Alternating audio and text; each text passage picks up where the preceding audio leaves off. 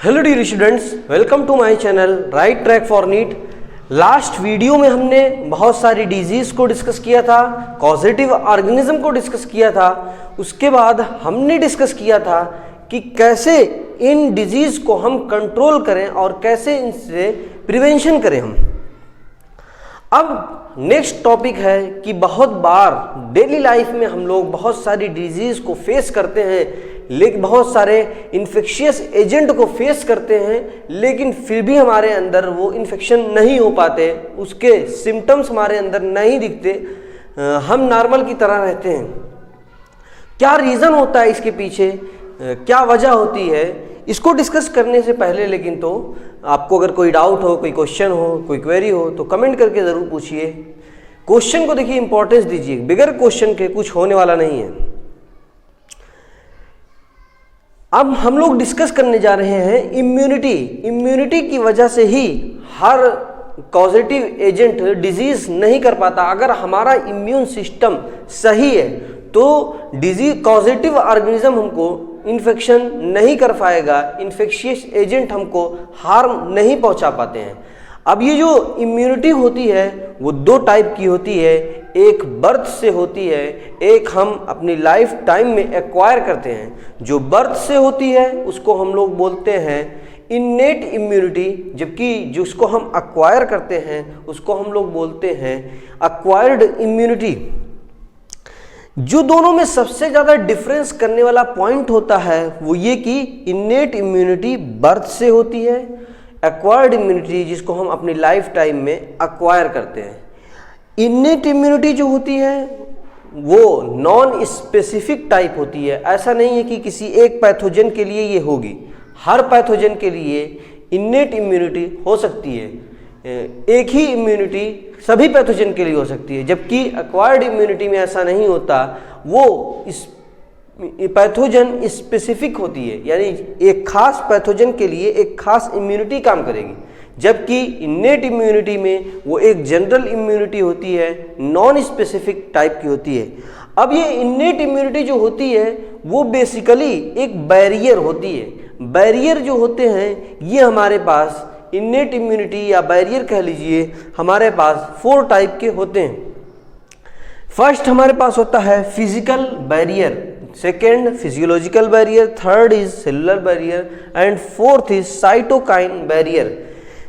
जो physical barrier होते हैं उसमें सबसे मेन और सबसे इम्पॉर्टेंट जो बैरियर होता है, जो रुकावट होती है, बैरियर का मतलब रुकावट ही कह लीजिए, हमारी बॉडी में जो ये स्किन होती है, स्किन ही सबसे मेन बैरियर होता है। हमारी बॉडी में पैथोजन इंटर न करने पाए, स्किन होती है। ऐसे समझिए, अगर हमारी स्किन कहीं की पूरी बॉडी की डैमेज हो जाती ऊपर से तो देखिए हम वो क्या होने लगता है, पकने लगता है, सड़ने लगता है, उस पर मक्खी है, दुनिया भर के पैथोजन लगते हैं और वो इन्फेक्शन और ज़्यादा होते जाता है। लेकिन अगर हमारी स्किन डैमेज नहीं होती है तो कोई भी पैथोजन आसानी से हमको इन्फेक्शन नहीं कर पाता। लेकिन अगर हमारी स्किन डैमेज हो जाती है तो बहुत जल्द हमको इन्फेक्शन होने के चांसेस होते हैं, अगर हमारी स्किन डैमेज हो जाती है खुली स्किन पे। बैरियर मेथड फिजिकल बैरियर में दूसरा स्किन के बाद जो होता है म्यूकस कोटिंग जो मेम्ब्रेन होती है, जैसे हमारी ये गैस्ट्रोइंटेस्टाइनल ट्रैक्ट है, यूरोजेनाइटल ट्रैक्ट है, रिस्पिरेटरी ट्रैक्ट है। इसमें क्या होता है, म्यूकस बिल्कुल चिपचिपा, एकदम बिल्कुल जेली लाइक सब्सटेंस होता है। वो क्या करता है, कोई भी पैथोजन जब हमारी बॉडी के अंदर इंटर करने आता है तो उसमें वो ट्रैप हो जाता है। यूरोजेनाइटल ट्रैक्ट से आया या रिस्पिरेटरी पैसेज से कोई भी पैथोजन इंटर करने हमारी बॉडी में आएगा, या गैस्ट्रो इंटेस्टाइनल ट्रैक्ट से हमारी बॉडी में कोई इन्फेक्शियस एजेंट इंटर करेगा तो वहीं पर ट्रैप कर लिया जाएगा और हमारी बॉडी सेफ रहेगी, हमारी बॉडी को कोई भी इन्फेक्शन नहीं होगा। सेकेंड नंबर पर हमारे पास होता है फिजियोलॉजिकल बैरियर। ये कुछ ऐसे बैरियर हैं जैसे एसिड इन स्टमक, हमारी बॉडी के अंदर जो हमारी बॉडी का जो फंक्शन है वो बैरियर उसी में इन्वॉल्व होते हैं। जैसे हमारी स्टमक में कैसे डाइजेशन हो रहा है, कैसे हमारा स्टमक फंक्शन कर रहा है, एसिड की हेल्प से करता है। तो जो फिजियोलॉजी में इन्वॉल्व होते हैं जो सब्सटेंस, उनको हम बोलते हैं फिजियोलॉजिकल बैरियर। जैसे एसिड इन स्टमक, अगर कोई पैथोजन हमारी यहाँ से बच के निकल गया, गैस्ट्रोइंटेस्टाइनल ट्रैक्ट से बच के निकल गया, म्यूकस कोटिंग वाली मेम्ब्रेन में नहीं फंसा, ट्रैप नहीं हुआ, तो वो एसिड की हेल्प से हम उसको किल कर देंगे, मार देंगे। स्लाइवा, हमारे माउथ में स्लाइवा है, स्लाइवा से भी बच के मान लीजिए निकल गया तो स्टमक में जाकर वो मार दिया जाएगा। टीयर होते हैं, हमारी आईज में जो टीयर होते हैं वो भी माइक्रोबियल ग्रोथ को रोकते हैं। ये स्लाइवा है, एसिड इन स्टमक है, टीयर इन आईज है, ये सब क्या करते हैं, जो माइक्रोब्स होते हैं उनकी ग्रोथ को रोक देते हैं, ग्रोथ नहीं होने देते। जब ग्रोथ नहीं होगी तो वो मर जाएंगे, मार डाले जाएंगे। थर्ड नंबर पे हमारे पास कुछ सेलुलर बैरियर होते हैं, कुछ सेल होते हैं जो बैरियर का काम करते हैं। मेन उसमें होता है हमारा WBC। WBC को हम लोग क्लास 11 में याद कीजिए कि उसका नाम हमने ल्यूकोसाइट भी दिया था। WBC जो होता है ये हमारे ब्लड में इम्यून सिस्टम में इन्वॉल्व होता है, फिजिकल इन्नेट इम्यूनिटी में इन्वॉल्व होता है, क्योंकि हमारे पास जो ब्लड होता है वो बर्थ से ही होता है, ऐसा नहीं हमने उसको अक्वायर किया है लाइफ टाइम में।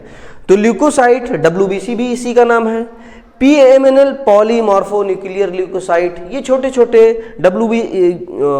इसी WBC में पाए जाते हैं, जैसे न्यूट्रोफिल है, इयोसिनोफिल है और बेसोफिल्स हैं। ये सब भी सेलुलर बैरियर के तरीके काम करते हैं और हमारी बॉडी में इंटर होने वाले पैथोजन को, ब्लड में जो भी पैथोजन होगा उसको ये ट्रैप करके मार डालेंगे। मोनोसाइट होता है, नेचुरल किलर लिम्फोसाइट होते हैं, मैक्रोफाजेस होते हैं। मैक्रोफाजेस भी WBC ही में पाए जाते हैं और ये क्या करते हैं, जो भी हमारे ब्लड के अंदर कोई भी पैथोजन आएगा उसको ट्रैप करके उसको डिस्ट्रॉय कर देंगे, फाइगोसाइटोसिस उसका कर देंगे।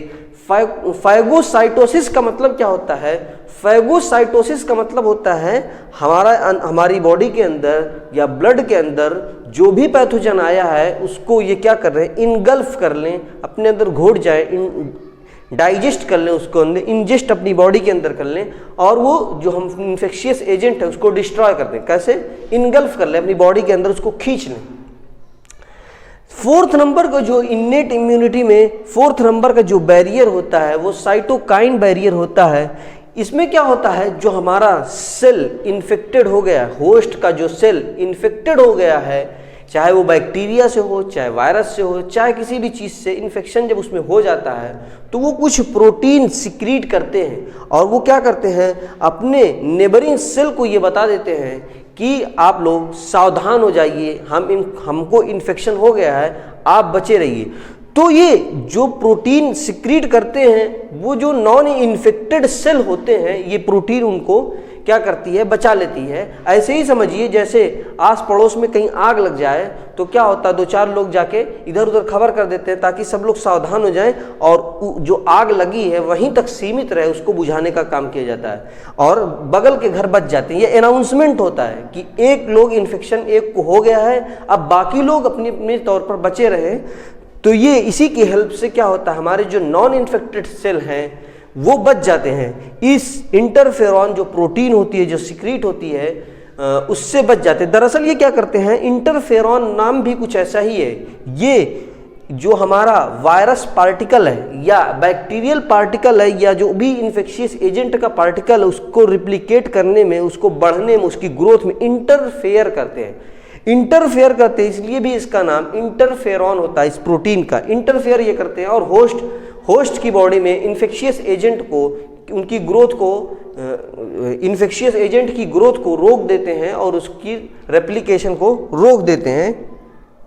ये हुआ हमारा इन्नेट इम्यूनिटी जो नॉन स्पेसिफिक होती है, जबकि एक्वायर्ड इम्यूनिटी पैथोजन स्पेसिफिक होती है, जिसको सबसे बड़ा डिफरेंस यही होता है। दूसरा डिफरेंस, एक इन्नेट इम्यूनिटी बर्थ से होती है और 2 पॉइंट इसमें बहुत ही इंपॉर्टेंट होते हैं। एक होता है कि ये बर्थ से होती है और नॉन स्पेसिफिक टाइप की होती है। उसके बाद ये चारों टाइप, आप इसको ऐसे शॉर्ट नोट बना लीजिए, स्क्रीनशॉट ले सकते हैं, खूब इसको अच्छे से एग्जाम्पल और कैसे होता है रट अच्छे से पढ़ डालिए, इसको कई बार वीडियो देख सकते हैं आप।